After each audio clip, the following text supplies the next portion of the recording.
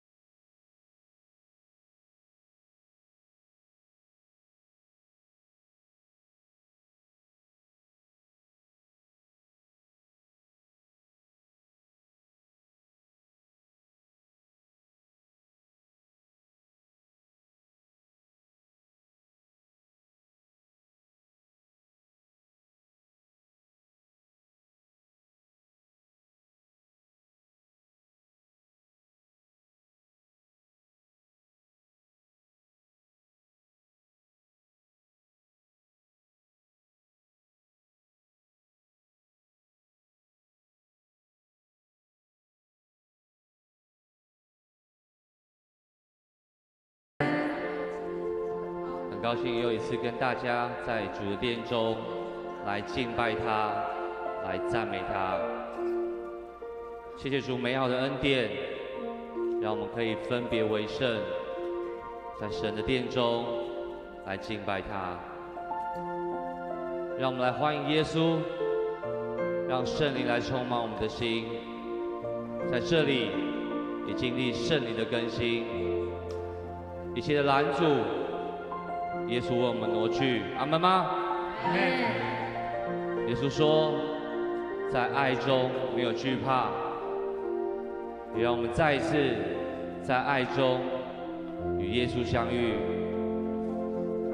美好的恩典，我们在这里彼此相爱，成为和乐也合一的一家人。我们是神的子民，在这里我们一同经历主的力量，主的亮光，主的同在。阿们。让我们一起来宣告主的名，好不好？我们一起，主的名是满有尊贵和荣耀，主的名是大有能力和权柄，主的名是配得我们的称颂，主的名是我们的依靠，主的名是我们的力量。感谢主，相信耶稣许我们这样称颂赞美他。让我们一起用赞美开启我们今天的敬拜，求圣灵来带领我们，让我们在敬拜中也经历上帝的美好，主的同在，赐给我们力量，也赐给我们安慰，也让我们得着力量，好不好？这个时候，想邀请弟兄姐妹，我们一同安静心，我们一起来做个祷告。第一，为我们自己的神与神的关系更亲近来祷告。我们也为教会的合一，还有小组的事工来祷告。我们也特别为花莲的地震，还有灾民救灾的团队，我们一起来祷告。让我们一起，亲爱的天父，主啊，你是我们的主，主啊，我们主啊，此时此刻，主你的圣灵来与我们同在，垂听我们的呼求。主啊，你来此时此刻，你的爱来浇灌我们的心。主，我们仰望你，我们依靠你。主啊，让我们来更加的来亲近你，更深的来敬拜你，来亲近。主啊，你的意念高过我们的意念，主啊，你的道路高过我们的道路。亲爱的天父，在这次地震当中，主啊，求你来保守我们，主啊，求你来带领我们一路陪伴我们到底。哈利路亚，感谢赞美。一群愿意为生同心服侍的长子团购在我们的当中，主啊，感谢你让他们私下。亲爱的主耶稣，你是荣耀的君王，诸天述说你的荣耀。穹苍传扬你的作为，愿你的荣耀遍满全地，愿台湾每一个角落、每一寸土地都充满你的荣耀。主啊，你是我们的荣耀，我们渴望看见你的荣耀。愿你的荣耀和能力彰显在第一次地震的灾情当中，也彰显在我们的生命里。主啊，愿你从我们口中的话语、心中的意念和手中的作为，都得着你当得的荣耀。主啊，你的荣耀存到永远，你的荣耀高过全地。愿我们每一天的生命都在称颂敬拜你。谢谢耶稣，我们这样祷告是奉耶稣基督的圣名所求的，阿们。请会众我们一起站立，让我们一起来敬拜赞美主耶稣。主啊，当我们宣告你名的时候，你就在这里，阿们。神的子民何以聚集，热切期盼遇见你，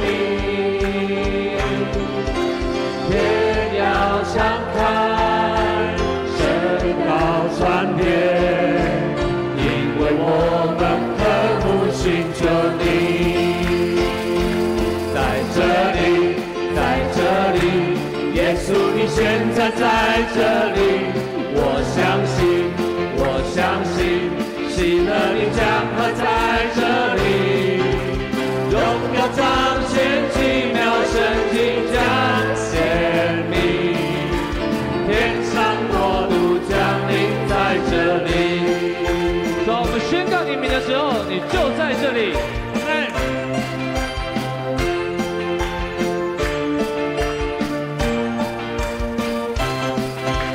神的子民何以聚集，热切期盼遇见你，天要敞开，神的道传遍，因为我们渴慕寻求你。在这里，在这里，耶稣你现在在这里，我相信，我相信，喜乐的江河在这里，荣耀彰显奇妙神迹将显明，天上国度降临在这里，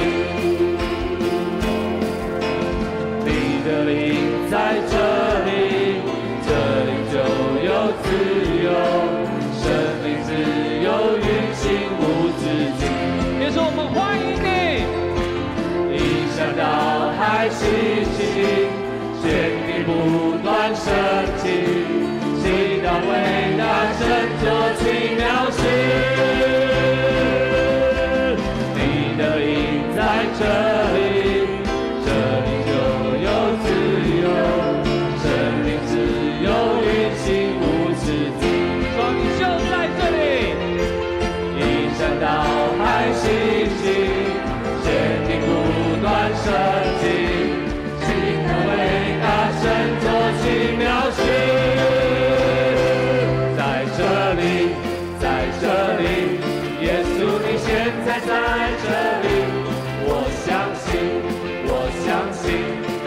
了你将它在这里，荣耀彰显奇妙神迹彰显你，天上国度降临在这里，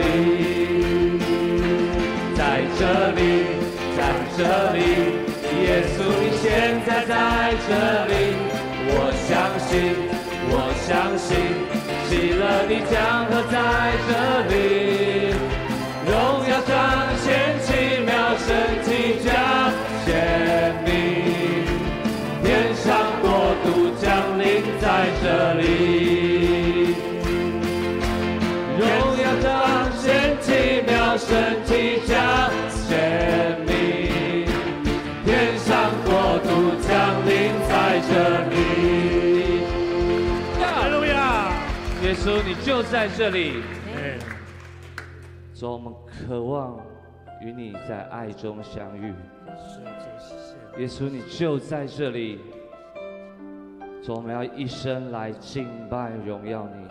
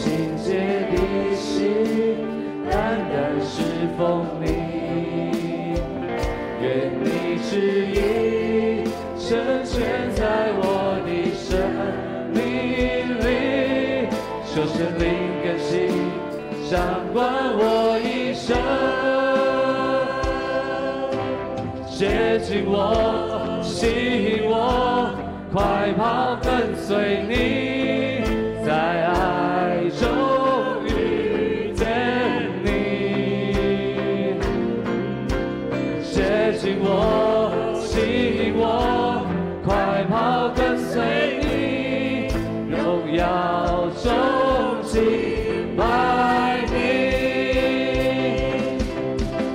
接近我。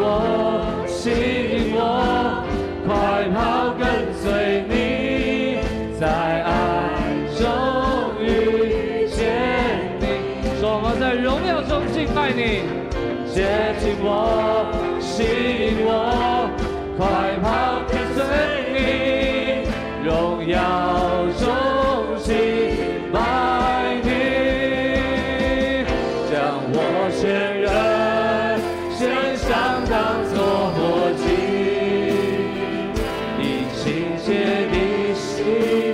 单单侍奉你，愿你旨意成全在我的生命里，求神的心掌管我一生，愿你旨意成全在我的生命里，神灵更新。掌管我一生。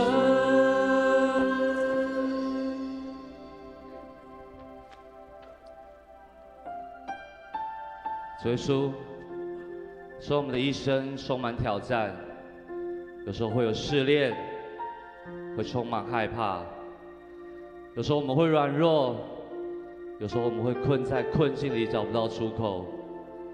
主啊，求你带领我们，你的圣灵来充满我们，让我们在病痛当中得到你的医治，让我们在绝望痛苦当中得到你的盼望，让我们在黑暗当中能够得到你的平安、你的安慰。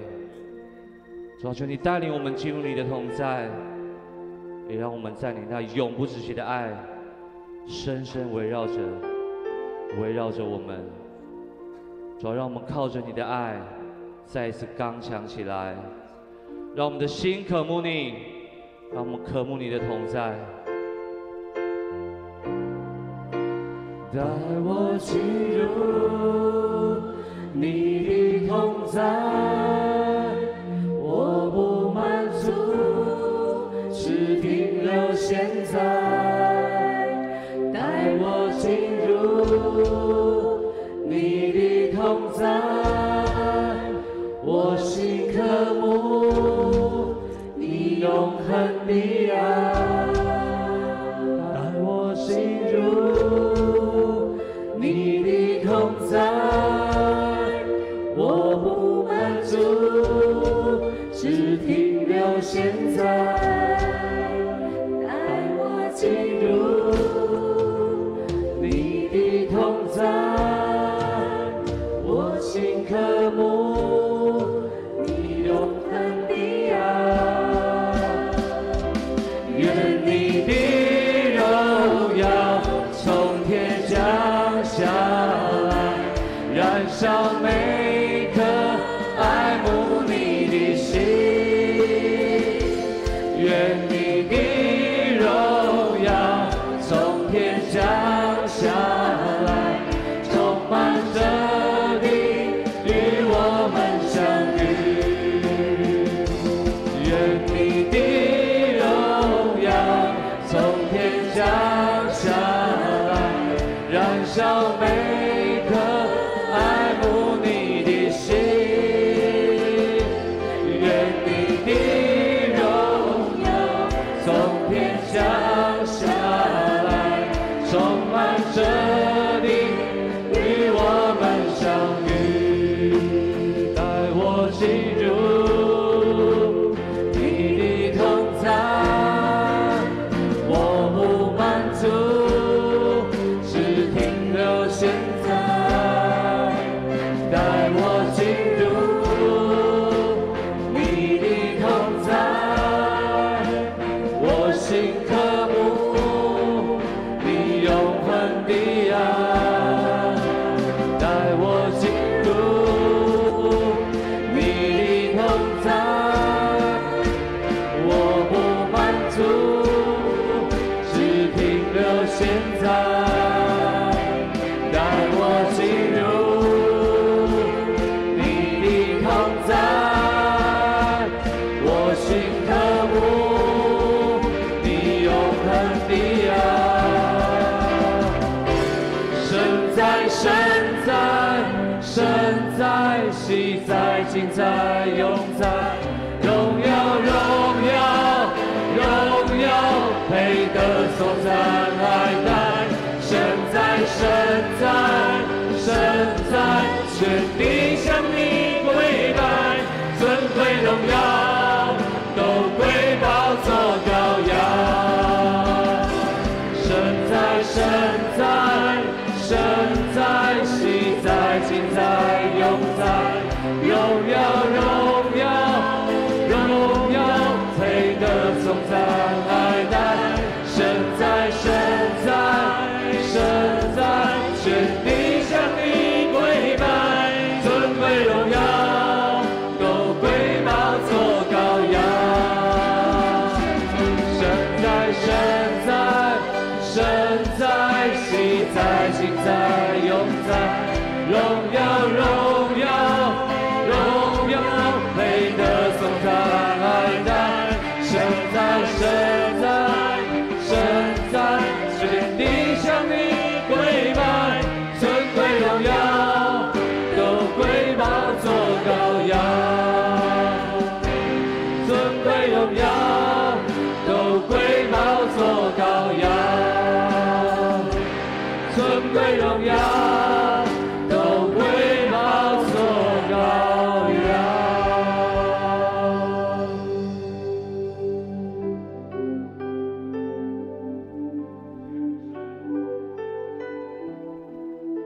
我们感谢你，让我们来到你面前，因为主你的爱全然浇灌在我们当中。主，我们受造是为了要敬拜你，我们受造是为了要荣耀你，因为你是我们的神，你与我们同住。这是何等真切，何等身心灵完全在主的掌握之中。主啊，愿我们这样的敬拜，也是身心灵全然的敬拜。主，你的爱进入到我们当中，让我们知道我们不是孤单的，我们是自己在挣扎求生的，而是神的同在，让我们有力量克服一切生活上的、工作上的以及各样事情的搅扰，让我们安心在主的面前得到真正的祝福。神啊，愿今天大家在这里同心敬拜，我们每个人的心都敞开，我们的嘴都大大的张口来颂扬你，我们的祷告也呈现在主你的面前。愿主的平安跟我们同在，愿今天的敬拜是荣耀你的敬拜，尊崇你的敬拜，大大高举你的崇拜。感谢祷告，奉靠主耶稣基督的圣名，阿们。弟兄姐妹，我们仍然站着，我们用祈念新的诫命来领受主耶稣的教导。我们一起来同心的预备，来，你要尽心、尽性、尽力爱主你的上帝，这是诫命中的第一，且是最大的。其次也相仿，就是要爱人如己。这两条诫命是律法和先知一切道理的总纲。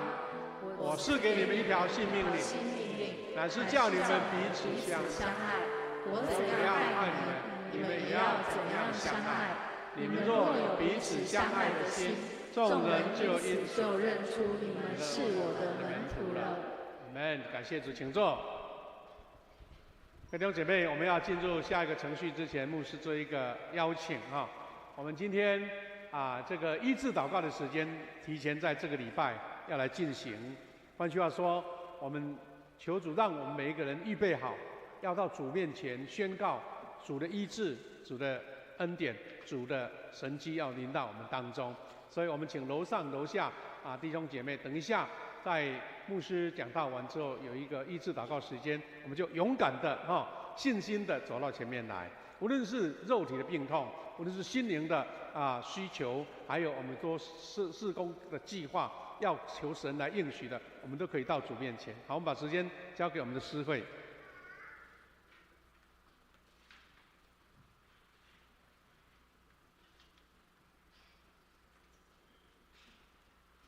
恭受上帝的话，今天的经文记载在2节，我们一起来攻读。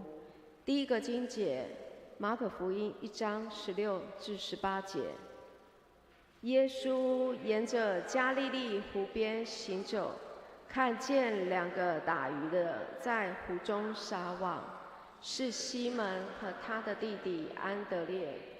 耶稣对他们说：“来跟从我，我要使你们成为得人的渔夫。”他们立刻丢下渔网，跟从了耶稣。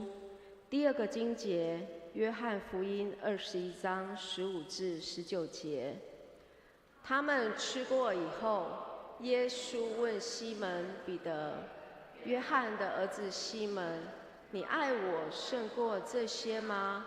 他回答：主啊，是的，你知道我爱你。耶稣说：你喂养我的小羊。耶稣第二次问约翰的儿子西门：你爱我吗？他回答：主啊，是的，你知道我爱你。耶稣对他说：你牧养我的羊。耶稣第3次再问约翰的儿子西门，你爱我吗？彼得因为耶稣一连3次问他，你爱我吗？就难过起来，对耶稣说，主啊，你无所不知，你知道我爱你。耶稣，你爱养我的羊。我郑重地告诉你，你年轻的时候自己束上腰带，随意往来，但年老的时候，你要伸出手来，别人要把你绑着，带你到不愿意去的地方。耶稣说这话是指明彼得将怎样死来荣耀上帝。接着耶稣又对他说，你跟从我吧。愿上帝赐福领受他话语的人。献诗，本周献诗雅比斯小组献诗的歌曲是《爱中不惧怕》。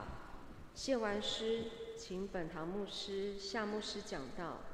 夏牧师今天所要传讲的讯息是重回蒙召之地。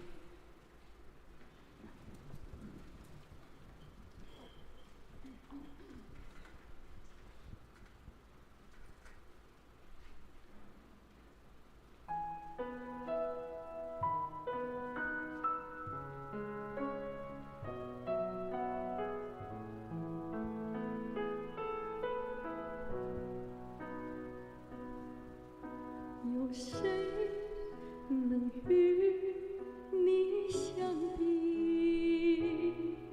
对我如此的温柔。有谁能与你相比？永远坚定不放弃的爱我。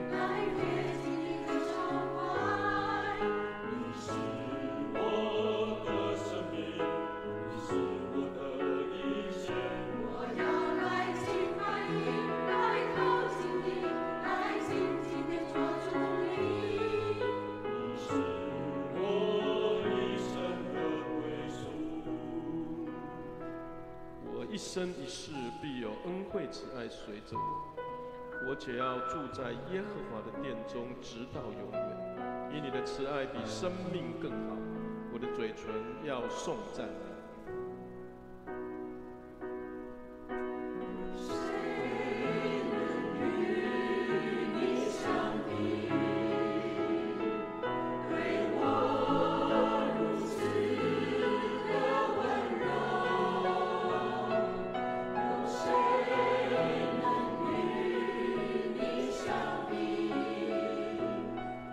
永远坚定不放弃的爱我。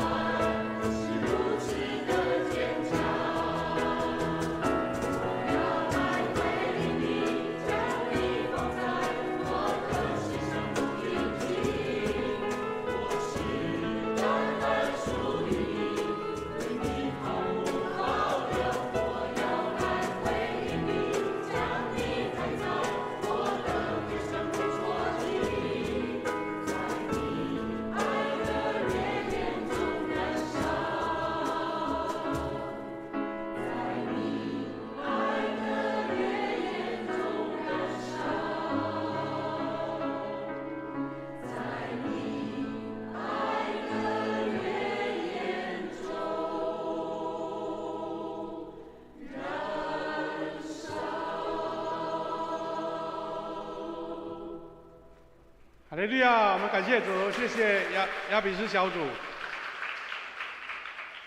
用这一首《爱中不惧怕》，在主的爱的烈火中燃烧。愿神赐福每一位，也让我们在主的爱里面充满着神带给我们的热情跟力量。我们先来祷告，再来回应，来分享主的话。谢天父上帝，感谢你，让我们在复活节过后这个春假的假期，我们领受到神奇妙的创造跟奇妙的应许。主啊，也让我们从主的话语当中一再的体会到神的爱，用各样的方式呈现在我们当中。主啊，求你这样的平安也赐给我们，让我们借由主的话语得着一个激励，一个面向，一个属灵的能力，能够一生跟随你，成为神所使用的器皿。我们再次求你圣灵的同在，让我们的心敞开，你的话语成为我们最大的力量跟帮助。我们这样感恩祈求祷告，奉靠主耶稣基督得胜的名，阿们。弟兄姐妹，大家平安。我们在念那个使徒信经的时候，我们会常常在读到一段，就是说主耶稣在本丢比拉多的任内来受定、死、复活，然后第3日复活，然后升天，对不对？我们那个话语就很简短的把它呈现了出来。但是这个属灵的我们所有的信仰的告白里面呢，其实我们如果详细来看，耶稣是40天后，在世上40天了，他才升天。那我们会想说，早不早，晚不晚，为什么要40天？耶稣留在世上40天，为了要做什么？那我们从这一段话里面，从今天的圣经里面，我们看到主耶稣我们说用心良苦，也算是说他很美好的安排哈。等一下我们会再复习一下我们今天读的经文，我们先跳过来。那主耶稣为什么在复活后的40天是留在地上，然后40天后升天？后来圣灵降临了，就是我们所谓的圣灵降临节哈。很多圣经学者在研究这段，说为什么40天有这样的用意？主耶稣有这样的一个目标，他为什么留在40天？第一个，他要证明他是复活的主，是上帝的儿子。我们都知道，耶稣复活，很多人一直搞不清楚，说这个是真的还是假的？是鬼魂吗？那耶稣在他们门都关起来的，突然间耶稣出现了，那到底是怎么穿过来的？还有多马一直怀疑说，耶稣到底真的死了还是活着？不知道。还要耶稣来摸他的那个这个鞋下这个肋骨这边摸他的那个我们的手的钉痕很多事情，我想换作你我也一样，搞不清楚，不了解。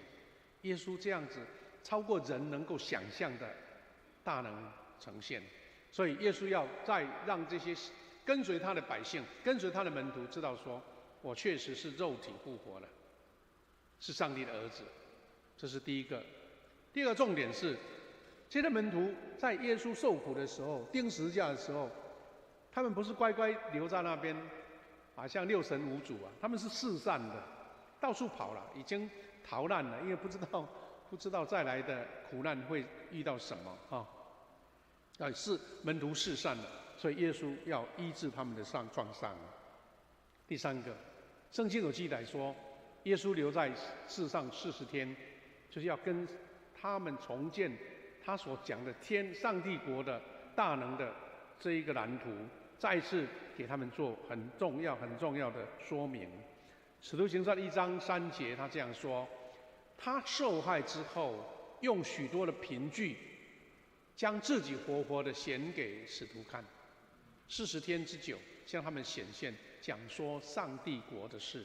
这段话有2个部分，第一个部分是说，用很多的凭据。我们如果看耶稣复活那段经文就知道门徒他们各样的疑虑，耶稣一个给他们做解说了，然后用40天的时间来跟门徒显现讲上帝国的事。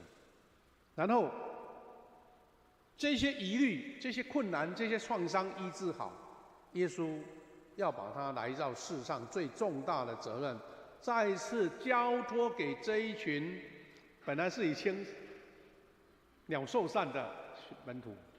这一群看起来好像也不是好学生啊，哈啊，大家这个大难来时各自挥了啊，要再重新再找一群人吗？也不是。耶稣是回到原点，让这一群惊吓的，或是失望的，或是忧伤的，或是震惊的，或是惧怕的门徒，重新再建造起来。这样的建造不是用言语的，是用圣灵的能力来重新修复他们。这是耶稣的教学生的哲学哈。我不知道你如果是一个好的老师，你觉得这种学生你还教不教哈？干脆就开除了啊，就永不见面了，永不录用了。但是主不是，主的做法是这样子，所以他交接了宣告救赎的任务。这个才是耶稣来到世上的重点。而且耶稣他来到世上不是一直永久一直住在这里，他是33年之后他要回到天上，所以要把这样任务交给你我这些普通的人。那第一棒就是这一群他带过的门徒，跟随他的这些学生。所以我们可以看到说，原来到这边我们才清楚，救赎之约，上帝的救赎之约，这个计划是到主再来，不是耶稣复活了就完成了，是主再来。那主再来这一段时间，怎么样让救赎完全呈现？那就是重点是人要怎么回应神的呼召。耶稣已经把整个蓝图都规划好，把他医治救赎的权柄，透过他的复活也已经都呈现了。那再来，他就是要人来来跟他一起呈现，跟他一起成就。所以呢，主耶稣在结束地面的事工之后呢，他知道他要接手救赎任务的就是圣灵。所以我们看到说，好像这些事件一个一个来，当时的门徒他们也搞不清楚，祷告，好像这个天地大乱啊，怎么办？好好的耶稣传福音，大家哇群众跟着了，看起来好像很像一回事很像我们现在哇那些演唱会啊，大家排队要进场那种。突然间，他被判死刑了，他被钉十字架了，死在十字架上，然后放到坟墓里面，一切跟想象的都完全不一样。原来主耶稣已经都完全规划设计好了。他不是牧师在复活节的时候讲，他有提到说，耶稣不是用一种神奇的手一挥，什么事情都给解决了。他是要每一个门徒去跟随他这个救赎的工作，每一个人承接传福音的工作，每一个人把这个救赎的任务一直持续，直到主再来。一说让我们不是没有事做，让我们就是一个乖乖，好像一个棋子或是一个木偶。神是要我们一个全然的投入，跟神同工。所以传福音的工作就留到我们每一个人，而且它是重要的，是圣灵来差派来到我们当中。我们看使徒行的1章4到5节，他说：当他们在一起的时候，他吩咐他们不要离开耶路撒冷，照我对你们所说过的，要等候我的父亲的应许。不要离开，等候。约翰用水施洗，然后几天后你们要受圣灵的洗礼，那就是我们在5月19号519那一天，我们要迎接圣灵降临节。它整个流程是这样过来的。那弟兄姐妹，我们今天说回到蒙召之地，我们需要用一个代表性的人物来看耶稣所做的这件事情，就是说，耶稣复活之后，向很多门徒显现嘛，很多看见了，才能够见证今天的福音书啦，还有包括以后的书信啦，一直见证，就因为这些人都看见耶稣复活嘛。但其中最重要的一个关键人物就是彼得，我们今天的读圣经的主角。我们看到第一段经文，他提到彼得是在加利利湖边受召，对不对？那这个受召的故事，我们看起来很熟悉、很简短的。彼得跟他的弟弟在捕鱼，耶稣看见他们就呼召了他们。那这个时候，第二段经文是已经耶稣复活了，又回到原点，然后在彼得重拾他的旧工作的时候，他又呼召他、医治他，然后将最重要建造教会、传福音的最重要的任务，来交代给这一位背叛他最严重的人。所以，我们的主耶稣教学生的这个理念，还有他用人的哲学，真的是超越我们一般的人的想象，那就是很奇妙的部分。因为主耶稣的能力超越我们人所能做的，所以我们要从彼得他所经历的门徒生命来看这件心路历程。其实彼得跟耶稣才3年的时间，但这3年之间，有3年要遇到3个重大的事件，然后他整个跟耶稣的关系完全的崩溃了。他不是很平顺，一步一步来，好像在堆砖头一样，越高越好，越高越好。就好像我们读书，从1年级、2年级、3年级，哇，到最后毕业了，什么都会了。耶稣在教导他的过程是跌宕起伏。彼得是一头热，他非常的冲动，他也非常的跑前面，但是主耶稣一再的消减，一再的修剪他，一再的修剪他。我们刚刚看到了第一段经文说，彼得在加利利湖边受招了哈。我们看到这段经文，他说他很单纯的心接受耶稣，没有什么第二个疑虑。耶稣沿着加利利湖边行走，看见2个打鱼的在湖上撒网，是西门和他的弟弟安德烈。耶稣对他们说：“来跟从我，我要使你们成为得人的渔夫。”他们就立刻丢下渔网，跟从了耶稣。你看，干不干脆，简不简单？如果你在职场工作，那一大堆业务在这边，耶稣说：“来跟从我。”好，东西丢着就走了。你在开大货车，耶稣说：“来跟从我。”好，大货车停路边，那我就走了。你的所有的家当业务都留着。我想没有一个人那么的干脆，那么的潇洒。当然，圣经里面写得很简短啦，但是我们只是说要描述彼得就是存着一个简单单纯的心来接受主耶稣的呼召。但是呼召之后，彼得有没有受教呢？我想应该听很多，学很多。但是借由他的性格、他的冲动、他的很多这个火爆的浪子的性格，那个跑先锋的性格，在耶稣面前不是一直被赞美的，一直被肯定的，一直被容许的，而是耶稣削这个切那个，打这个，泼冷水。你想想看，我们用这种想象我们先不要说门徒这个故事就这样写嘛。你想想看，我们一个人当被受教的时候，你是遇到很多的挫折、很多的挑战，你会怎么想？这个事情可能会发生在我们的课堂上面，我们的学校里面，有时候会在我们最亲近的人当中。那些话语的教导，有时候好的话会建造，如果领受不对的话，会产生一种很大的伤害。这个伤害如果没有医治，那等于就是完全的消失掉了。所以我们来看有几个重要的一个流程或是重要的一个点，彼得跟耶稣的3年的旅程，充满了跌宕起伏。第一个，我们看到在圣经的故事里面，彼得是由血气的爱变为胆怯的火人。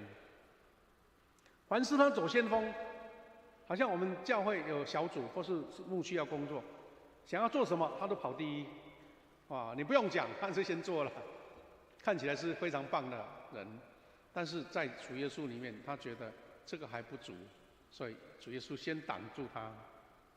所以我们看到耶稣彼得在耶稣受审的时候，在大祭司的庭院里面受审的彼得，也是在那边旁观看起来是比其他门徒勇气多了。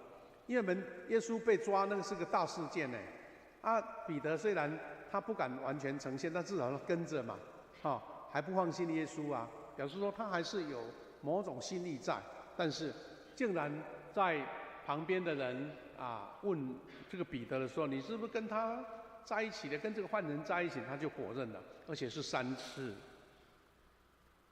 那我们会觉得说，彼得3次不认主，他又跑去跟那些很矛盾的心嘛，对不对？那既然不认，就离开算了。我们可以从这边找到很有趣的人的心灵起伏，说是我们的人际关系，我们的跟我们这些亲人或是老师互动的时候，一些可能得到的一种原理哈。第一个就是因为他阻拦了耶稣受苦，但是却责备撒旦。他好意让耶稣说：“你不要去冒这个险。”一般的人会觉得说：“哎，这个人是好学生哎，马上出来让耶稣不要走险路，或是遇到危险。”那看起来是很正常的反应，好学生的反应哦。但是耶稣说：“撒旦退去。”那不是被打脸、被泼冷水吗？所以，当彼得被耶稣说“撒旦退去，我后边去吧”，你看他是高高兴兴说：“主耶稣，感谢你，你对我太好了，很会教我，谢谢你。”是这样吗？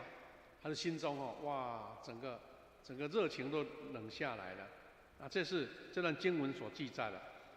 马太16章21节说：“从那时候开始，耶稣清楚地指示门徒说：我必须上耶路撒冷去，在长老、祭司长和经学教师手下遭受许多苦难，并且杀害，第3天复活。”这段话就是等于耶稣的一个标准的再来要走的流程，就是一段讲清楚。你看彼得怎么说？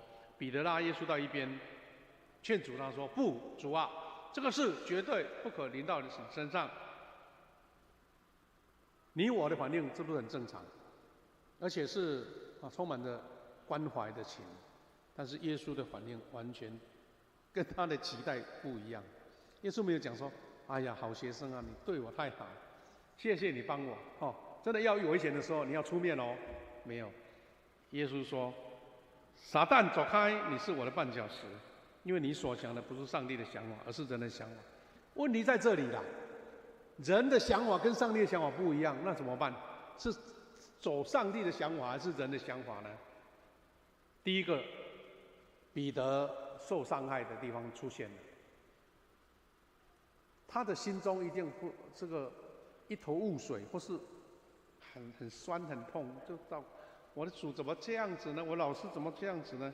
不给我称赞就好了，还讲我是撒旦。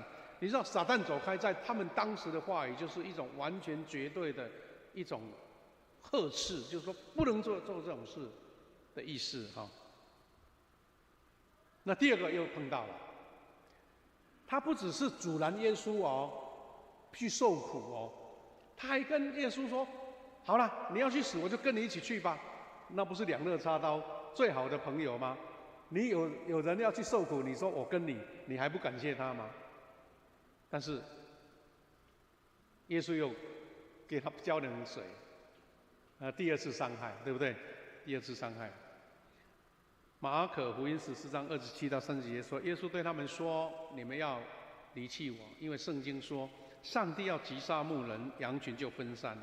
但是我复活以后，要比你们先到加利利。”好，耶稣讲也是他预期要做的事情，但是彼得又来了。彼得说：“即使别人都离弃你，我也不离弃你。”弟兄姐妹，谁敢做这种打包票的话？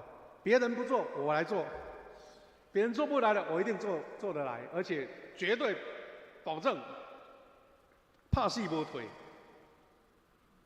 那耶稣应该要感谢他说：“哇，这个我教的学生有这样的学生太好了表扬一下。”不发奖学金总是要请他一顿饭吧，对不对？你看耶稣又这么说了：“我实在告诉你，今夜鸡叫2遍以前，你会3次不认我。”不得了，不只是泼冷水，是完全的把他否定掉了。而且彼得他不承认呢。你看，彼得用更坚决的口气说：“即使我必须跟你同死，我也绝不会不认你。”你说他是铁齿吗？不是，他认为他有办法做到。我们不要怀疑彼得有这样的个性，好不好？但问题在于，这种事情不是人的意志力决定的，是在属灵的事情，他没有办法掌握到自己，所以他就这样子，第二次遇到这么大的一个，我们不要说伤害了，就是完全的把他的信心压垮了。这是出名的画家所画的彼得3次不认主的画。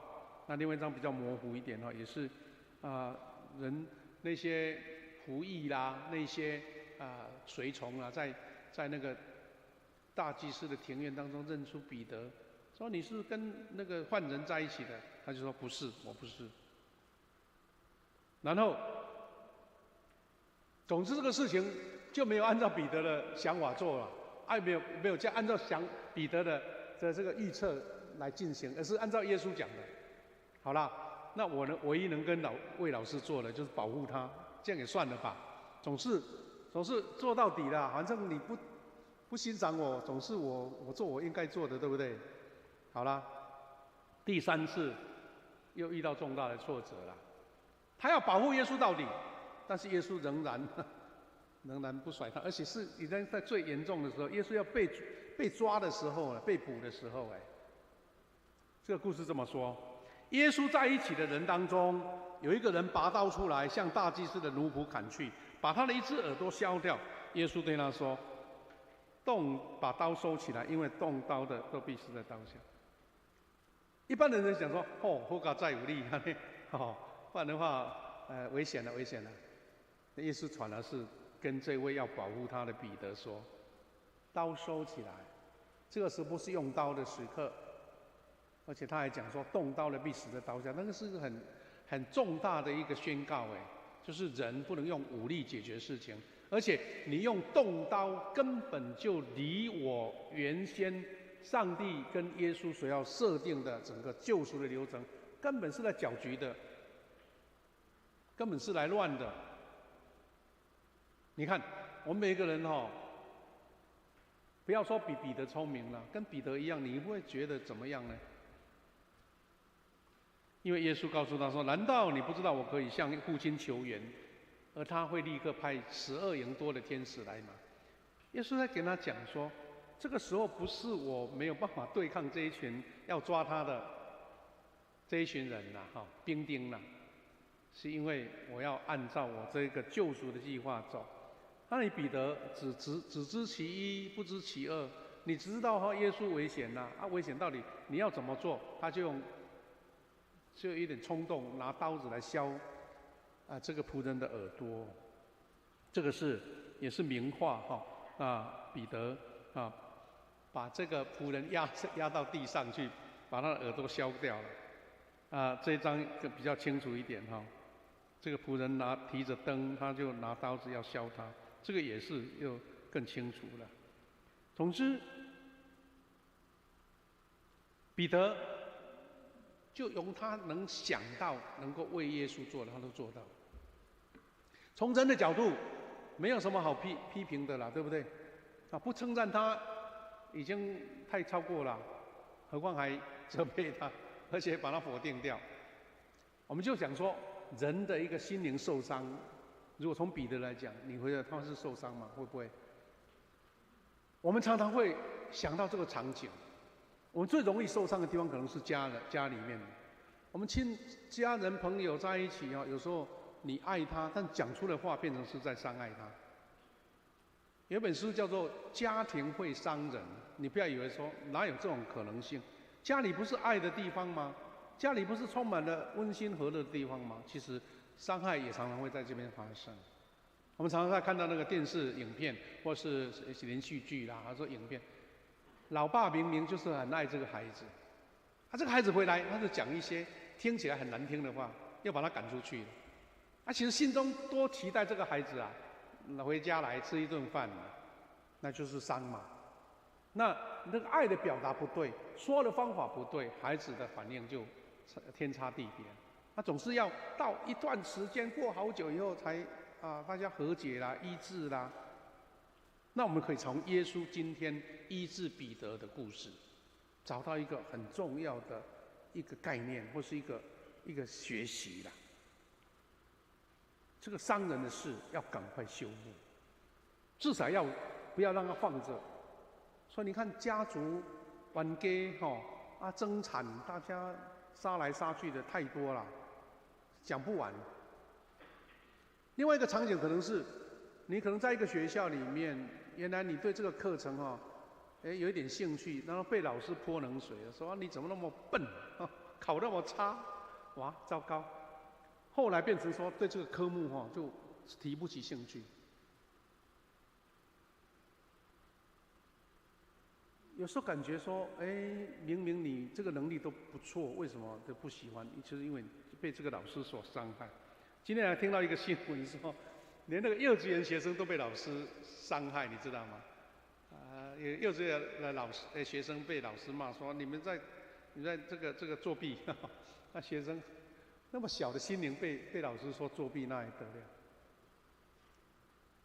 那我们可以看到说，其实人跟人之间，因为有那种紧张冲突，就产生伤害。那我们要从主耶稣他怎么样跟彼得的对话，得到一个灵感，或是得到一个能力彼得想起主的话，就懊悔自己的行为了。前面的一些冲突都已经发生了，对不对？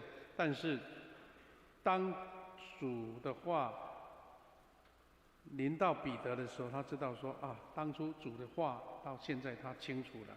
路加福音22章是21到62节，就是耶稣被审判的时候，主转过身来注目看彼得，彼得记得主说过的话，今天在鸡叫以前你会3次不认我。彼得就出去痛哭起来，完全按照耶稣的安排。这个又不是耶稣写的剧本，又不是照剧本演出。彼得也信誓旦旦说，即使大家都离弃你，我也不离弃。谁会说马上应验？完全是一种很奇妙的一个转折。彼得彻底失去信心了。原先还挣扎说，主，我绝对是第一个在你身边的人。所以最后怎么办？事情发生了，耶稣已经被钉十字架。圣经没有记到说彼得到底有没有最后又跟去到耶稣被钉的现场。但是总之后来的事是这样子，十字架的事件之后，彼得觉得没有立场再传耶稣了，好像突然间所学的东西都用不到了，3年的课程又归零了，所以他不得不回到他原来习惯的工作，捕鱼。那这个就是今天耶稣跟他见面的场景。我说弟兄姐妹，我们真的要去用这种细微的思考去揣摩，我们有没有伤过别人？我们怎么样医治别人？我们的家人也好，我们的儿女也好，我们的亲人也好，或是我们的长辈，我们在学校里面，我们在生活当中，怎么样让一个人重新拾取信心？我们看耶稣怎么做，耶稣怎么样医治这位彼得。约翰福音21章1到3节，这个是当初耶稣跟门徒相见的场景。因为时间的关系，牧师简单把这个故事讲一下，就是说这些事以后彼得耶稣再一次在提比利亚海湖边向门徒显现。然后他说这些故事在下面。好，你什么突然间又出了一个提比利亚湖到底是什么意思其实简单讲，我们如果圣经稍微做一点了解研究，这个就是加利利海。海也好，湖也好，就是有3个名字的，比较常听到的。第一个是格尼撒勒湖，在四福音里面讲到；第二个是这边的提比利亚湖，再一个就是加利利。那我们现在比较习惯加利利，因为我们附近就有我们在玉井就有一个加利利祈祷院我们记住这个就够了。但是知道说没有另外一个湖，就是这个只是各朝代不同的统治者他取的名称哈。那这个故事我们要简单把它浓缩起来，就是说彼得还有另外全部7个门徒就回到重操旧业了，回去捕鱼了。那耶稣就出现在他们身边，然后呢，彼得说他要去打鱼，而且整夜都没捕到。当太阳刚出来就晨曦到的时候，耶稣就站在水边，那门徒看不清楚，可能是暗暗的，他是觉得说耶稣复活，他也不知道去哪边啊，不可能出现在这个地方啊。那耶稣就对他们出口对他们说：“朋友，你们捕到鱼了没有？”他们还回答说：“没有。”耶稣这个时候跟门徒讲一句话，说：“你们把渔网撒在船的右边。”这个时候有一个讯息来了。学生当初被受招的时候，不是也捕不到鱼吗？耶稣说：“你们把船开到水深之处，撒网，真的捕到好多鱼。”那这个又呈现了，所以等于耶稣要把这个故事重演一次哦。门徒又撒网，而且捕了很多鱼，还捞不起来。那这个故事就跟原来的差不多啊。然后耶稣所最爱的门徒马上看到说，跟彼得讲说：“啊，对了，这个是主，我们的主啊。”这个时候又发生一个有趣的事情，彼得原来我们在打鱼的人就是把衣服脱掉，剩下裤子嘛，或者怎么样绑着啊，打赤膊嘛，看起来这个对工作比较方便了。但是当听到是主的时候，他们的反应是怎么样？马上拿一件外衣披在身上，而且跳到水里面，就是有一种他最爱的人、最关心的人，又冲突那么大的人，今天出现在他面前，就好像上帝所创造的亚当跟夏娃犯了罪，对不对？他遇见上帝的时候，就感觉自己没穿衣服，赤身露体，所以又赶快去拿树叶来包住身体一样。这个就一个场景又来了，然后他们门徒就帮忙把整网的鱼都拖起来。主耶稣又做了一件事情，他们上岸的时候看见耶稣已经在旁边有炭火、有鱼还有饼。你知道这个是在寒夜当中，或是在夜间很凉冷的当中，有火可以烤，有鱼可以吃，有饼可以吃，那个是人间美味，你知道吗？耶稣用这种很温暖的行动，让这些门徒知道，耶稣完全接纳这一群软弱的、跌倒的、失散的、失败的这些门徒，用这个温暖的行动来医治这一群人。然后彼得到船上去把网拖出来，然后有153条鱼都记得清清楚楚，而且还说网没有破，这些都有某种很奇妙的象征了哈。然后耶稣就跟他们一起吃早餐，然后他们知道耶稣是谁，而且他们静默不说，不敢说他是主，只是分饼分鱼大家静默着吃。我就想到一个场景，或是常常在影片里面讲，有时候父母亲跟孩子有一些冲突在，然后好像不知道怎么化解，然后妈妈就当和事佬说某某孩子我们有一天回来家，妈妈煮一顿好吃的，大家在一起吃个饭吧。有时候在餐桌上就化解掉了，有时候还喝一点小酒，说把那些不愉快撕掉。因为爸爸爱孩子，孩子也尊敬父亲，但是就是那些冲突没有化解掉。耶稣用烤火、饼跟鱼来化解到这些学生对他们的老师被定他们不挺他那一种尴尬，那一种惭愧，那一种心中的受伤，这是我们想起来，真的耶稣所做的是非常细腻的，对不对？好，那弟兄姐妹，我们要回到结论了。那彼得受医治，这些经文我们就跳过来哈。彼得原先已经回到他自己工作，等于是如果是这样子，就一生就结束了，我们今天看不到彼得，也看不到说彼得这个人到底是谁啊？他就消失在历史的洪流当中。不过主耶稣看重他，医治他。彼得心灵受伤的反应，我们刚刚已经看过了。他无法体会耶稣的爱，反而3次感觉被伤害。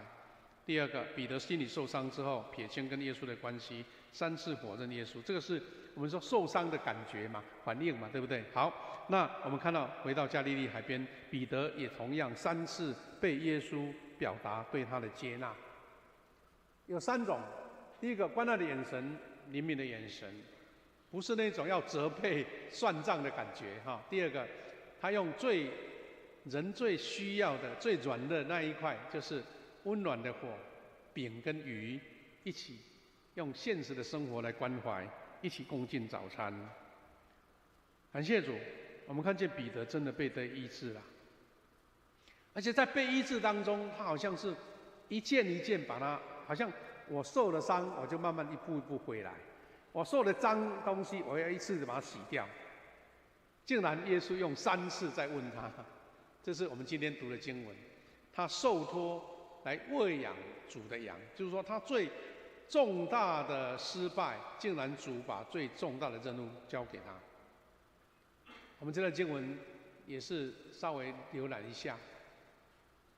他们吃过饭，耶稣第一次问他说：“你爱我吗？”然后他说：“我爱。”那你喂养我的羊，这是第一次问。第二次问也是一样，同样在问彼得，然后耶稣又讲说：“你爱牧养我的羊。”第3次再问，彼得就慌起来了，他说就难过起来，对耶稣说：“哎呀，你无所不知，你知道我爱你。”弟兄姐妹，你想想看，耶稣会搞得这么麻烦吗？或者耶稣觉得多此一举吗？不是，他问是要让彼得重新再做确认，就好像我们在主面前宣告，在主面前重新确认说：对的，虽然我爱主的方式不一样，被耶稣所责备，或是被耶稣所否定，但是不减低我对耶稣的爱，或是说耶稣对彼得的信任。哈，那最后就讲一次：你喂养我的羊，这样子哈。后面还做一个宣告哦，他说：我郑重的告诉你，你年轻的时候自己束上腰带，随意往来，等于是年少轻狂啊，任我行啊。但年老的时候，你要伸出手来，别人要把你绑着，带你到不愿意去的地方。耶稣复活升天之后，彼得开始等于领导了整个教会的建造。我们知道，在耶路撒冷，他一传讲福音，3000人信主哎。这是经文，耶稣竟然跟他讲说，指明彼得要怎么死来荣耀主，没有讲说你要建造多大的教会来荣耀，而是用死来荣耀主。然后他说：“你来跟从我。”我们就会看到说，主为什么会那么的细腻的医治彼得，是因为彼得做的工作不是那种什么丰功伟业啦，好像呢这个大英雄啦，在人家面前不可一世啦，不是啦，就完全的跟随耶稣，拿十字架跟随耶稣，受苦的十字架，完全牺牲，就是否定自己的十字架。我们看到另外一段经文，耶稣说：“于是耶稣叫群众和门徒来到他跟前，告诉他们，如果有人要跟从我，就得舍弃自己，背起他的十字架来跟从我。”那是何等大的一种我们颠覆我们的想象，颠覆彼得当初跟随耶稣，可能他的期待都完全不一样。就更不用说耶稣的门徒曾经讲说，有一天呢，耶稣掌权的时候，你要当左右手，我要当宰相，你要当什么部长，完全都不是的。所以呢，耶稣有讲到说彼得要被抓，这个故事后来就有一个演变，不在圣经里面记载。就是说，当时初代的教父有个叫厄利根，这个教父是当然出名的学者，建立教会的一个很重要的根基的学者，叫做厄利根呐。他就传出说，因为彼得后来受死，也没有人在现场看到这个故事就变成一个悬案。但是这一位初代教父厄利根有提到说，彼得殉道的时候是被倒挂在十字架上钉死的，是倒挂的，因为他觉得不配，跟耶稣一样正面定，而是倒定的倒定。这个故事在天主教非常的重视啊，而且还一直流传这样的故事，是要来见证说彼得是成为教会的这个领袖，一个重大的宣誓哈。那这个事情发生，我们所说主后33年，耶稣受定、死、复活，那是到20年后，彼得为主的福音打拼了20年后，在主后54年的时候，当时的一个罗马皇帝叫尼禄，不是迫害基督徒啊，迫害的不得了，很严重，而且烧那个罗马城啊，把这个罪归给基督徒。那个时候，他们说大概是彼得这个时候受难的、殉道的。这个故事可能简要的讲，就是说彼得本来要逃难了，但是在路上看见耶稣，竟然是要朝向朝向罗马城走，因为耶稣基督面带愁容说：“我要在罗马再被钉一次十字架。”那个时候彼得就彻底的醒悟了，他就回转回到罗马，不久被捕，然后被钉十字架殉道。当时是主后54年尼禄王。弟兄姐妹，我们可以看见耶稣所宣告的，竟然在彼得身上，到最后把它成全了。这个是彼得的画像那这个是被倒钉十字架的很多图，这是出名的画家米开朗基罗画的。这个是卡拉瓦乔画的彼得被倒钉十字架，这个也是一张被倒钉十字架的照片这个图像。弟兄姐妹，在天主教还流传一种彼得十字圣彼得十就是倒的十字，我们十是正面的嘛，它是倒反的，变成他们的一个标志一个标志。甚至在信义会的教堂有一个叫做圣彼得十字，就是你看那个尖尖的塔不是十字架吗？那个横的应该在上面他把它放在最下面，他一直要在见证说我们就是这位教会的领袖，这样子让我们得到一个很大很大的激励弟兄姐妹，我们所说耶稣他好像原先教的学生是一塌糊涂失败，但是没想到竟然从这些失败的学生当中兴起了教会的领袖。弟兄姐妹，最后牧师要跟你做一个心情故事的回转。弟兄姐妹，当你回到蒙召之处，你怎么样回应神？刚开始的时候，可能一时的热情，像彼得一样，横冲直撞，能做就做，应该做的做。但是挫折再挫折，失败再失败，然后被泼冷水。那个时候你会不会想说：主啊，你是不是不要我了？我未堪的啦，未堪的做你的工啦，那就回到我自己的世界吧。教会冷掉了，服侍神也冷掉了。你回到蒙召之处，你会怎么样？讲一个小小的故事做结束这是一张很旧的周报传统的旧周报，用打字的。它那个红线标示什么？1975年2月16号，多久啊？很多人都还没出生啊，那是在49年前。那这张周报对其他人根本没什么意义，但是对我就是非常有意义，因为就是在这一年这个时候，我那个时候是高2的学生，高2，那跟着一位派到七美，我的故乡当传道的，姓于于天的于，他竟然突发奇想，把我们当时七美的10多个小朋友年轻人从澎湖搭船，然后带到台北一间教会，那叫做仁爱教会，跟他们的青年人一起来举办一个冬季的灵修会，3天2夜这样子。然后在那一个献心会，我们知道在结束的是一个献心会见证的时候，受呼召。那个时候我很清楚，那个时候我决志说我要读神学院，要全职侍奉主，就是那个时候。所以这张周报感觉上对我来讲就是一个蒙召之处嘛，就在台北那个地方。我记得那个时候还过春节的，那一种场景，虽然已经过了49年了，但是还是历历在目哈。然后呢，当我神学院把这个高中要毕业的时候，我就决定了要去读神学院。所以在当年，在隔年的，在1976年10月9号，就那个红线那边，在高雄的盐城教会，牧师以前曾经牧会过的地方，举办一个年轻人的培灵会，就是由当时也是很年轻的，就是唐崇荣牧师啊。那个时候还讲说唐崇荣弟兄，表示那个时候他可能还没有正式安牧啊，在那边举办培灵会，而且唱一首歌，我们当时很流行的《年轻人》。那个时候他用呼召，有谁要全职侍奉主？要的走到前面来。那我就既然已经有一次了嘛，就真的这一次走出来了。那个成为我人生一个受召的地方。所以当我每一次在服侍主的时候，我会想到说，当初我为什么原始的初心是在那个地方，我怎么样？有没有违背当初的决志？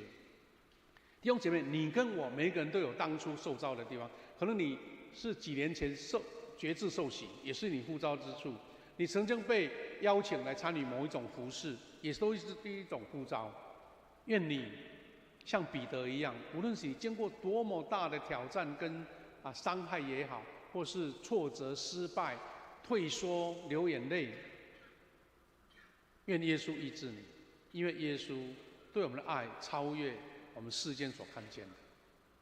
我说刚刚说，在49年带我们去台北这位传道，那么巧，刚好今天呢，就是这个时候啊，他竟然回到，他从美国回来啊，他心中一直想说要回到当初他带领我们这些小毛头的七美教会，他回去访问，现在人在七美，他已经70几岁了。他因为后来就出国到国外去哈。那人生有很多故事啦，虽然对别人来讲没什么大不了，但是请记得，你当初受召之处，你受召之时，就是你人生最重要的时刻。就像彼得在海边被呼召，就是捕鱼的地方啊，没什么好特别的，但是耶稣就在那边呼召他，而且也在那边医治了他。彼得就成了这个教会建造的一个开创者。愿神将这样的恩典赐给每一位。耶稣复活40天，等于是耶稣在期待你。当你退缩，当你软弱，当你觉得没有什么好做的时候，耶稣这40天在呼召你回来。彼得跟这些学生后来成为最重大神的仆人，因为耶稣没有用别的人，因为圣灵来了，这些受伤害的被医治了。圣灵来了，没有能力要变成大有能力的，因为他愿意被神所使用，而是完全倒空自己，被神所充满。愿神将这样的祝福赐给在座的每一位弟兄姐妹。弟兄姐妹，我们要借由祷告来见证神的应许。早上我在听慈宝老师在带敬拜诗歌的时候，他在带我们为病痛的祷告，他讲到一句话，我实在很大触动我的心。他说，我们身体病痛不是指肉体的病痛而已啊，哪里痛哪里不好，哪里不舒服，而是心中的信心会被打击到。可能你会问说，上帝，我又没有得罪你，我又没有做什么坏事，为什么这个病会临到我呢？常常会有一种心情上受打击。所以弟兄姐妹，我们等一下要举行医治祷告的时间，我们希望在唱这首诗歌的时候，你就勇敢地走出来，无论是心灵上的或是肉体上的，你就见证说，我到主面前，我就是要被医治的，我是要被恢复的，要像耶稣医治彼得一样，我要得重新的开始的。我们请同工来秀出医治祷告时间这首诗歌，因为这首诗歌上个月我们在曾牧师带领的时候，我们唱了这首诗歌，我们一边唱一边预备心，我们走到主面前，我们一起要同心来做祷告，好，重新来医治祷告。我们开始唱就可以出来了，医治我。的路为他铺着断。勇敢的出来，或是有心情上的软弱需要帮助，都要出来。可以站稍微松一点，这样才不会挤在一起啊！哈。感谢神，再宽一点，来，请同工帮忙。这是2排没问题，我们们需要更多小组长、平长安老，还有代祷同工出来。他帮我医治我，我必得痊愈。万军之耶和华，全能的主，可以两排啊，距离为医险治我必得痊愈。如鹰展翅上腾，奔跑走天路。再一次唱，医治我，医治我，医治我，我必得痊愈。万军之耶和华，全能的手，医治我，我必得痊愈。如鹰展翅上腾，奔跑走天路。好，我们音乐小声继续。我们要寻求得医治的，请举一个手，举个手，这样比较好分辨，好不好？举个手。好，我们请同工还没有的，请同工的安排。那如果没有，可以第二个再服侍。我们现在开始，一边唱诗歌，一边在医治的服侍。感谢主，感谢主。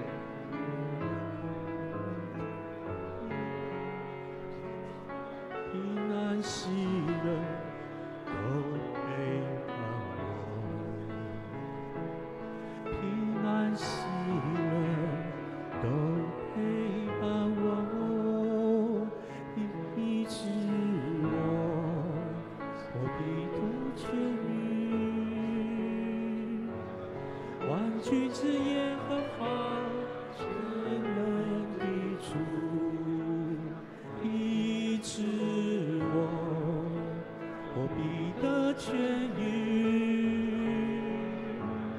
如鹰展翅上腾，奔跑走天路，医治我，我必得痊愈。万军之耶和华，全能的主，医治我，我必得痊愈。如鹰展翅上腾，奔跑走天路。是的，主啊，求你来，圣灵啊，求你来，赐下你的医治，在每一个受伤的弟兄姐妹心灵的当中，赐下你的平安跟医治。感谢赞美主，主啊，求你赏赐恩典喜乐，感谢主，哈利路亚，赞美主。我必得痊愈。万军展翅上腾，奔跑走天路，医治我，我必得痊愈。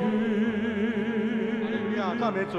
圣灵啊，求你来，赐下医治，赐下平安，赐下完全的恢复。哈利路亚，赞美你，感谢主，哈利路亚，感谢你。我必得我们还没有服侍的，再举个手；还没有说服侍到的，再摇个手，我们就可以得到帮助啊！好，再一次医治我，一起来唱。我们请同工起来，弟兄姐妹也请站起来，好不好？一起来唱小诗歌，举起你的手，祝福的手。万军之耶和华，全能的主，医治我。哈利路亚！我必得痊愈。如鹰展翅上腾，奔跑走天路。再一次医治我，大家同时唱。医治我，我必得痊愈。万军之耶和华，全能的主，把你的手放在心上，医治我，我必得痊愈。如鹰展翅上腾，奔跑走天路。哈利路亚！阿门。信心的祷告必带来圣灵的医治。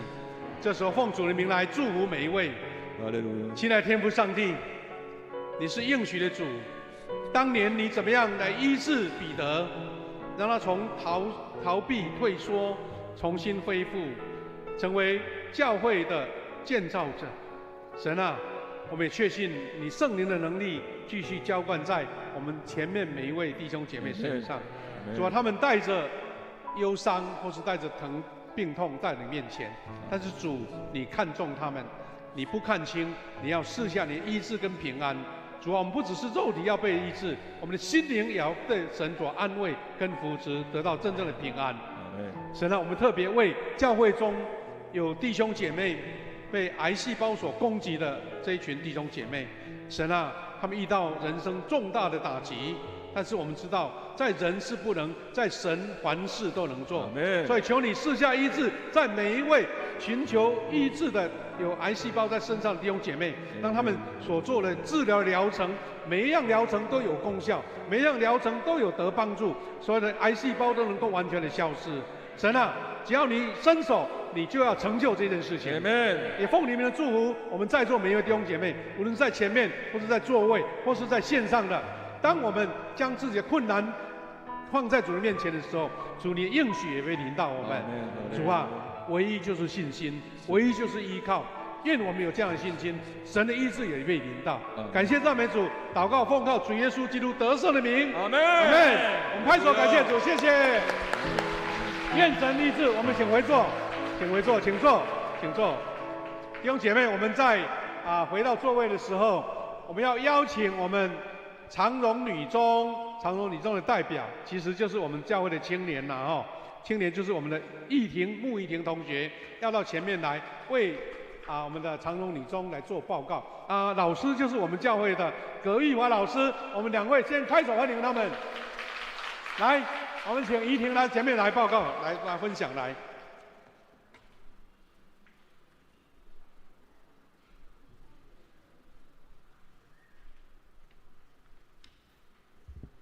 大家平安，我是长荣女中观光科3年级的学生，我的名字叫做穆怡婷。今天是教会学校纪念主日，很高兴代表我们的学校长荣女中来富强教会向大家请安。我要用影片来诉说长荣女中的故事，请大家一起来观看。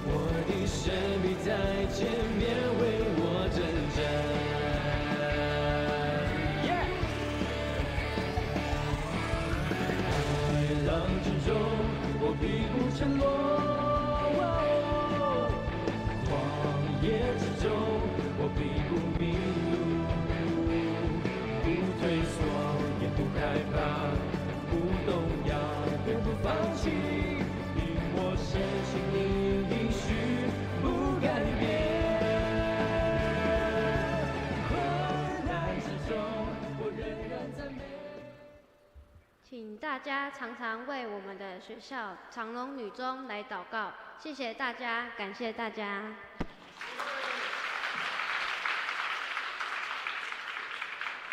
其实不用太多的宣传了，我们看怡婷的改变就知道了。怡婷是我们教会的青年哈，他是读观光科哎，将来要我们台湾成为观光大国，要靠你一起努力哈。怡婷呢，在这2年服事进步很多，而且在这个去年底就是坚信里加入教会。那在奉献前，牧师也做一个小小的补充报告了哈，就是说我们长荣中学跟长荣女中他们在建设学校当中因为少子化的关系，当然营运不像以前那么容易，但是神恩典让他们能够勇敢的度过哈。这个长荣女中呢，在137年前就建立，那个是清朝时代。当初要来读这个书宣教师有一个简单的要求，可能学费可以免，但是一定不能绑小脚。如果你在家里面绑小脚的，要来读书，一个承诺签约就是说要把裹脚布拆开才能让你读那个时候蛮有趣的，就是等于那个时候的女生受压抑了，就是绑脚，但是要释放来到学校读书。所以当时毕业的这些女生在家庭在社会都会对国家贡献很大那我说在奉献前做一个报告，就是说我们周报有报道，我们这个花莲赈灾呢，我们总会有发起为赈灾来奉献。那我们知道这一次感谢主呢，是在东部外海发生大地震，不然它的等级是跟921差不多那虽然也有死伤，但是不像921规模那么大。不过后续重建可能很需要一段很长的时间。那总会发起这个捐献呢，就是这些钱我们没有办法跟整个全花莲都用得到，我们会直接用在我们受损的教会，还有家庭有死伤的一个慰问特别那个玉山神学院就是在花莲嘛，在鲤鱼潭边因为在山坡上所以就下陷很多房子受损都需要一些经费来恢复重建不简单。我们如果有感动，我们教会因为它没有印那个专用的这个奉献袋，所以教会有贴了一个贴纸在1楼的那个招待桌。如果你有感动想要奉献，这个礼拜来不及没关系，我们可以用那个约定奉献的袋子，那个格子写上说为花莲赈灾奉献也可以我们把时间交给我们的诗会，我们准备来做奉献，谢谢。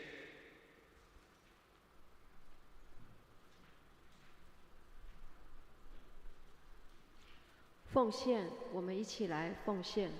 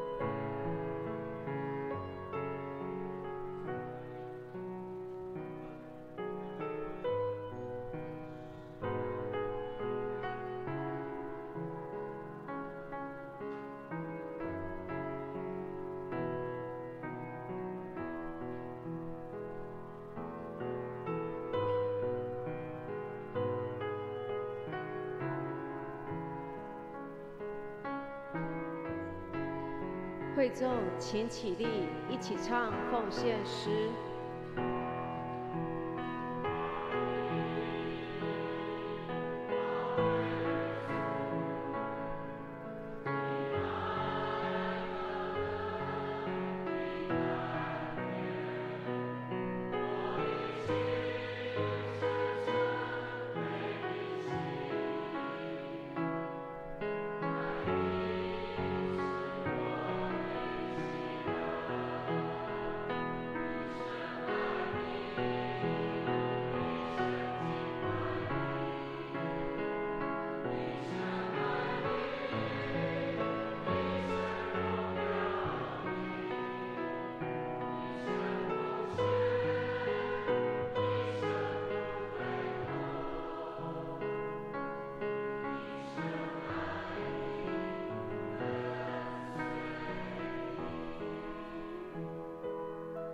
会众请坐。本月金句，我们一起攻读本月的金句，请看周报最后面。我们一起来念：因我们行事为人是凭着信心，不是凭着眼见。哥林多后书5章7节。报告，请翻开周报第2页，下周施礼陈秋怡执事。再来，我们翻开周报第4页的第2点，这个礼拜欢迎长荣女中的代表葛玉华老师还有穆依婷同学做分享跟报告。第3点，本会定下主日4月21号召开定期的小会。第5点，代祷团下主日4月21号下午，有邀请李树珍牧师的见证分享，请大家就是所有的中保代祷同工，还有富强的会友可以踊跃的报名来参加。第6点，第49期中保代祷的服事也开始报名了。5月5号2堂礼拜中也都有中保同工的差派礼，我们邀请新旧同工都预备心的接受差派，想要服事的也可以做登记。第7点，总会69届的通常会议，定在4月16到4月18。在彰化基督教医院展开。第8点，本会在4月28号主日举行新楼医院喜乐合唱团诗歌的见证会，是由新楼医院病友组成的合唱团，在4月18第1堂礼拜也来本会结合我们的小诗班全职同工一起为歌献上信仰跟见证，由刘启举院长做信息的分享，请大家踊跃的参加。第2堂礼拜也会安排本会的严恒清弟兄也做一些国外的宣教的见证分享。第9点的交通服事这一方面，现在要重新登记车牌。以下有3种方式，请教会的教友自己选择自己适合的方式。第10点，奉献的证明，如果需要报税的这个部分，再去1楼跟干事去索取。团契牧区团契的消息的第2点，在今天的下午2点半，在虎山国小实小举行富强春运，由保罗牧区跟主日学合办的趣味活动，也欢迎大家踊跃的参加。以上。接下来请夏牧师做补充的报告。弟兄姐妹，我们感谢主，今天有几位新朋友来我们当中，我们来欢迎哈。第一位是严思琪姐妹，思琪姐妹在哪边？来欢迎你，好，欢迎你。她是我们嘉文的姐姐，西道小组嘉文的姐姐，欢迎你送个小礼物给她哈。第二3位是。翁伟志还有林妙仪翁伟志跟林妙仪2位，欢迎你们来参加哈，也是我们 Coco 姐妹的朋友，欢迎你们来哈。我们也同样欢迎我们处如姐的好生我们的公子叫尚恒回到我们当中来，再次欢迎他欢迎你哈。在英国读书了这次回来，等看5月又要再回去英国，我们为他祷告，愿神赐福哈。那一个简单的补充就结束哈。第一个就是我们第49期的代祷勇士呢，有开始征召了我们周报稍微写一点笔误啦，就是从5月到8月，就是5、6、7、8码4个月哈。我们期待大家踊跃的报名，你会发现代祷勇士是一个蒙恩的蒙福的工作，但是有一个小小一个限制，就是说我们要受洗过才参加，不是说牧师我很会祷告为什么不能去？是因为你要有遮盖。我们是要属灵征战的，不是说我很会讲就会祷告，是要属灵遮盖。所以你受洗了，耶稣的宝血遮盖，你的祷告才有突破的能力哈。所以是受洗过的本会参加或是别的教会也是受洗过都可以参加，但是我们就是要在5月到8月所以请大家登记哦，登记你可以服侍的时间。另外下个礼拜我们要安排吴瑞萍姐妹来做这个分享见证分享见证。那刚刚有提到说我们为花莲镇在奉献，如果你不方便可以下个礼拜再做奉献，用那个一般的奉献袋，或是用你的约定奉献袋来做这样的一个参与了刚刚也提到说我们有富强春运富强春运我们祝福他们今天下午在那边有美好的活动跟主日学。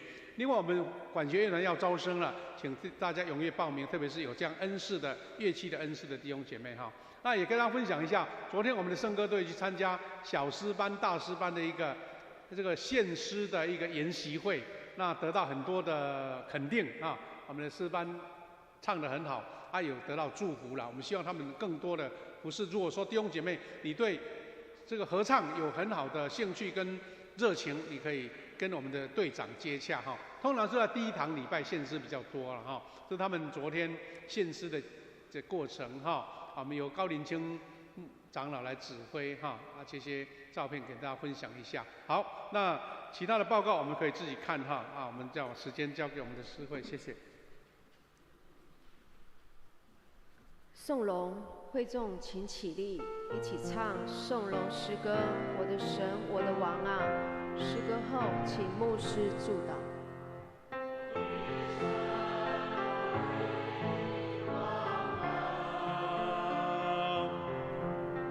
我要称颂你的名，我要永远称颂你，我要天天称颂你。我们一起领受从神来的赐福。愿主耶稣基督的恩典、上帝的慈爱、圣灵的保守、相通扶持，与每一位弟兄姐妹同在，从今时直到永远。阿们。阿们。阿们。我们请坐默祷来闭会。我们今天的爱心午餐有恢复了，如果弟兄姐妹可以一起用餐，一起来交谊，谢谢。